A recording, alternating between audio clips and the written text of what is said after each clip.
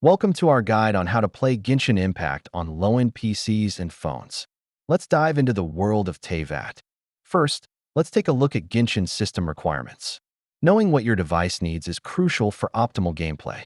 Playing Genshin on low-end devices presents unique challenges, from lag to stuttering graphics. But don't worry, we have solutions. The first step is optimizing your in-game settings. Let's explore how to adjust these for better performance. Lowering the resolution and effects can significantly improve your experience.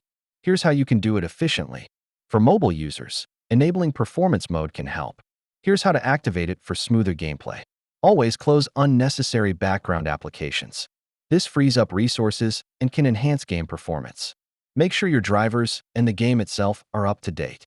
Updates often come with performance enhancements. Consider using external software tools that can help improve performance. We'll discuss a few of the best options. Here are some tips to help minimize lag and stutter during gameplay, so you can enjoy Genshin to the fullest. Lastly, don't forget to tap into community advice and resources.